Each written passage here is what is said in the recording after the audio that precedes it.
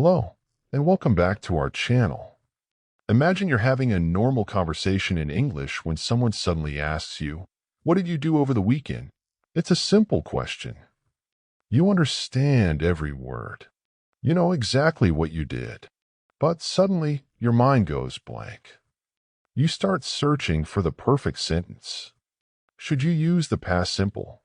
Which verb should come first? How can you make your answer sound interesting? You try to organize everything before opening your mouth, and while you're still thinking, 5 seconds pass. Then 10 seconds. Now the silence feels uncomfortable. So you panic even more. If this happens to you, it doesn't mean your English is bad. Very often, the problem is that you're trying to do too much before you speak. You're trying to create a long, grammatically perfect, intelligent answer when the conversation only needs something simple. Instead of immediately saying, "I stayed home and watched a movie," your brain tries to prepare an entire story. And that's exactly what slows you down. Real conversations don't give you unlimited preparation time. People ask unexpected questions, change topics, interrupt, laugh, react, and move quickly from one idea to another. That's why conversational fluency isn't only about vocabulary or grammar. It's also about reaction speed. And the good news is that reaction speed can be trained.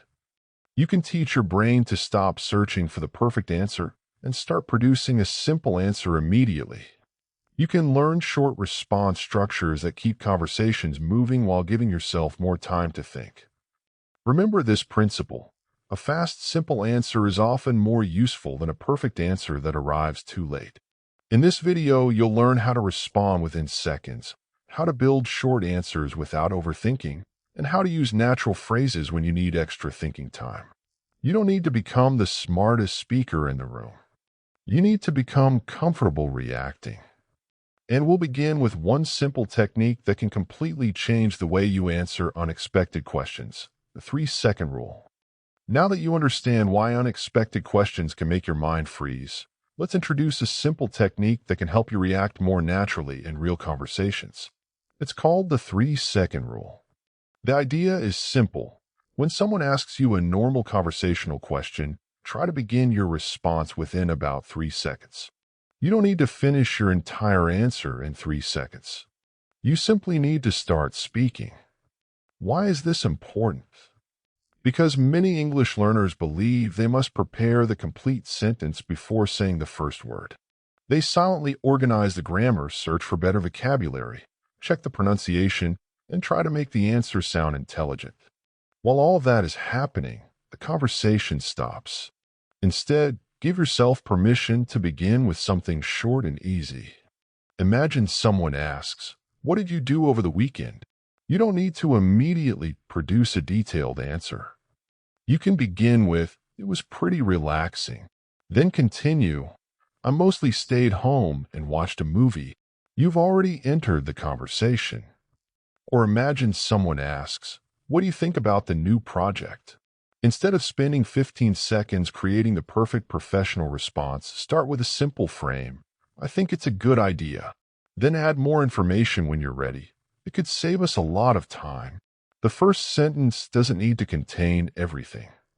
Its job is simply to get you moving. You can also prepare a few easy starter frames such as "I think," "For me," "Probably," "I'd say," or "It depends." These phrases give your mouth something to say while your brain prepares the next idea. Think of them as a doorway into your answer. Once you've walked through the doorway, continuing becomes easier. The 3-second rule isn't about speaking carelessly or rushing every sentence. It's about breaking the habit of waiting for perfection before you begin. At first, your answers may be shorter than usual. That's completely fine. Short answers help you develop reaction speed because your brain learns an important new pattern. Question, simple response, then explanation. Not question, panic, grammar check, vocabulary search, perfect sentence, response. Remember this principle. Start simple, then expand. During your next English conversation, don't challenge yourself to sound impressive. Challenge yourself to respond within 3 seconds. even if your first sentence contains only 4 or 5 words. Because conversational confidence begins when you stop trying to prepare everything before you speak. And in the next part, we'll make this even easier with a simple 3-step structure. Point, reason, question. A powerful method for answering naturally while keeping the conversation moving without carrying the entire conversation yourself. Now that you understand the 3-second rule, let's make fast responses even easier. One reason learners freeze is that they believe every answer needs to be long, detailed, and complete. But in a natural conversation, you don't need to carry the entire conversation by yourself. You only need to give the other person something to respond to. A simple structure can help you do this. It's called point, reason, question. The first step is point. Give a short, direct answer to the question. Don't explain everything yet. Just communicate your main idea. Imagine someone asks, "Do you enjoy working from home?" Your point could be, "Yes, I really like it." That's already a complete response. Now move to step 2, reason. Add one short reason that explains your answer. "Yes, I really like it because I save a lot of commuting time." Notice that you don't need 3 reasons or a complicated explanation. One reason is enough to make your answer feel natural and meaningful. Then comes step 3, question. Toss a simple question back to the other person. "What about you?" Now your complete response becomes, "Yes, I really like it because I save a lot of commuting time." What about you? That's a natural conversation. You answer the question, added a little information, and then gave the conversation back to the other person. Let's try another example. Someone asks, "What kind of movies do you like?" Point, "I really like comedies." Reason, "They're easy to watch after a long day." Question, "What kind of movies do you enjoy?" Again, you don't need a long answer. 3 simple pieces are enough. This structure is especially useful because it removes pressure. Many learners think they need to keep speaking until they've explained everything in their mind. But conversation is not a speech. It's a shared activity. You speak a little. The other person responds. Then you react again. That's the rhythm you want. You can use point, reason, question with almost any everyday topic. If someone asks, "Do you like your job?" you could say, "Yes, I do. I enjoy working with my team." What about you? If someone asks, "Are you learning English for work?" you might answer, "Mostly yes. I need it for international meetings." Why are you learning English? If someone asks, "Do you exercise often?" you could say, "A few times a week. It helps me relax after work." How about you? Notice how simple these answers are. That's intentional. Your goal is not to impress the listener with complicated grammar.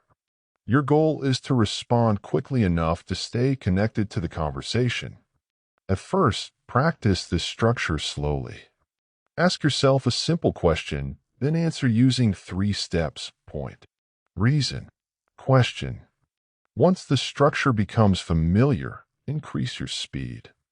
Try answering within 3 seconds. Remember this principle. You don't need to say everything. Say enough to keep the conversation alive. A short answer gives you momentum. A reason adds meaning. A question removes the pressure of carrying the conversation alone. And once this pattern becomes automatic, unexpected questions begin to feel much less frightening. But what happens when you understand the question and still need a few extra seconds to organize your thoughts? Before we learn the phrases that can save you in those moments, let's meet Hassan, a learner who spent years trying to sound intelligent in English and discovered that his obsession with perfect answers was exactly what was keeping him silent. Now that you know how to use the point, reason, question structure, let's look at another habit that can dramatically improve a reaction speed, changing what you consider a successful conversation. Let me tell you about an English learner named Hassan. Hassan had studied English for several years. His vocabulary was good, his grammar knowledge was strong, and he could understand most everyday conversations. But whenever he joined a group conversation in English, something strange happened. He became extremely quiet. Someone would ask, "What do you think?" And Hassan would immediately start preparing an impressive answer in his head. He wanted the grammar to be correct. He wanted to choose intelligent vocabulary. He wanted his sentence to sound natural and complete. While Hassan was still preparing his answer, someone else would speak. The conversation moved forward, and Hassan stayed silent. This happened again and again. At the end of many conversations, he felt frustrated because he knew he had plenty of ideas. The problem wasn't that he had nothing to say. The problem was that he was waiting too long to say it. Eventually, Hassan decided to change one rule. His new goal wasn't sound smart. His new goal was respond quickly. He started challenging himself to answer questions with sentences as short as 4 or 5 words. If someone asked, "Did you enjoy the movie?" he would immediately say, "Yes, I really liked it." If someone asked, "What do you think about this idea?" he might begin with, "I think it could work." If a colleague asked, "Are you busy this afternoon?" he could simply respond, "A little, but I'm available." These answers weren't complicated. And that was exactly the point. For the first time, Hassan stopped treating every conversation like an English examination. He allowed himself to enter the conversation with a simple response and add more information afterward if necessary. Something interesting began to happen.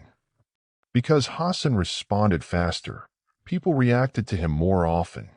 They asked follow-up questions. They included him in discussions. And because he was participating more, he naturally got more opportunities to practice English. His confidence began to grow, not because his grammar suddenly became perfect, but because he was finally using the English he already knew. This created a positive cycle. He responded faster, so he participated more. Because he participated more, he practiced more. And because he practiced more, speaking became easier. Hassan realized that speed didn't mean speaking extremely fast. It meant reducing the unnecessary delay between understanding a question and beginning his response. That's an important difference. You don't need to rush your pronunciation. You don't need to speak faster than you're comfortable speaking. You simply need to stop spending 15 seconds silently designing a sentence that could begin with 4 simple words. Try this during your own practice. Ask yourself 10 everyday questions and force yourself to begin each answer within 3 seconds. Keep your first sentence short. 4 or 5 words are enough. Then, if you want, expand your answer. Remember this principle. Participation builds fluency faster than silent perfection. A simple sentence spoken now gives you real conversational experience. A perfect sentence that never leaves your mind gives you nothing. And in the next part, we'll make fast responses even easier by learning several natural conversational filler bridges, phrases you can use when you genuinely need a few extra seconds to think without falling into uncomfortable silence. Now you know that responding quickly doesn't mean speaking at high speed. It simply means reducing the long silence between hearing a question and beginning your answer. But sometimes, even with practice, you'll genuinely need a few extra seconds to think. That's completely normal. Native and fluent speakers don't always answer immediately either. The difference is that they often fill that thinking time with natural expressions instead of becoming completely silent. You can do the same by learning a few conversational filler bridges. Think of these phrases as bridges between the question and your real answer. They give your mouth something natural to say while your brain organizes the next idea. One useful phrase is, "Well, to be honest." You can use this when you're about to share a personal opinion. If someone asks, "Did you enjoy the event?" you might begin, "Well, to be honest, it wasn't really my kind of event." Those first few words give you valuable thinking time while also making your answer sound conversational. Another useful bridge is, "That's a good question." Let me see. Imagine someone asks, "Where would you like to travel next?" Instead of standing silently while searching for an answer, you can begin, "That's a good question. Let me see. I'd probably choose Japan."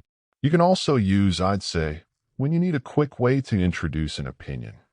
For example, I'd say the second option is better. Or use "it depends" when the answer isn't simple. It depends. If I have enough time, I'd probably go. Another natural bridge is "let me think for a second." There's nothing wrong with openly telling someone that you need a moment. In fact, saying this calmly often sounds much more confident than becoming silent and looking uncomfortable. But there's one important rule. Don't fill every sentence with these expressions. The purpose isn't to say, "well, or "let me think" every few seconds. The purpose is to have a small collection of reliable phrases available when you genuinely need thinking time. Choose 2 or 3 and practice them until they become automatic. Remember this principle: you don't always need an immediate answer. Sometimes you only need an immediate beginning. That beginning creates breathing room.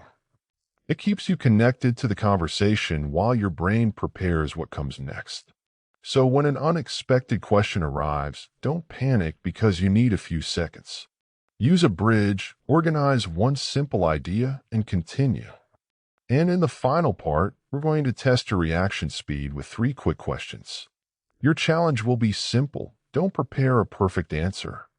Start speaking within 3 seconds and let your answer grow from there. Now we've reached the final part of this lesson, and it's time to turn everything you've learned into real speaking practice. Remember, your goal isn't to create the perfect answer. Your goal is to start speaking within 3 seconds. I'm going to give you 3 simple questions. When you hear each question, don't translate it into your native language. Don't search for advanced vocabulary. Don't build a long sentence in your head. Just react. Use a short answer, add one reason if you can, and then imagine asking a question back. Ready? Here's the first question. What did you do last weekend? 3, 2, 1. Speak. Maybe your answer is as simple as, "I stayed home and relaxed. I was tired after a busy week." Good. Now the second question. What do you usually do after work or school? 3, 2, 1. Start speaking. You might say, "I usually go home and rest. Sometimes I watch a movie or practice English." Now, here's your final question. If you could travel anywhere next month, where would you go? 3, 2, 1. Speak immediately. If you need more time, use one of your conversational bridges. That's a good question. Let me think. Then continue with one simple idea. This is the kind of practice that builds reaction speed. You don't need 30 minutes. Take 3 everyday questions and give yourself 3 seconds to begin each answer. Practice for just a few minutes every day. Remember the main lesson from this video. Fast thinking doesn't mean creating perfect English faster. It means trusting simple English sooner. Give your point. Add a reason. Ask a question back. And when you need more time, use a natural bridge instead of disappearing into silence. If this lesson helped you, subscribe to the channel and join us for more practical English speaking practice. Keep your answers simple. Keep reacting. Keep speaking. And little by little, you'll stop fearing unexpected questions and start meeting them with calm, confident English.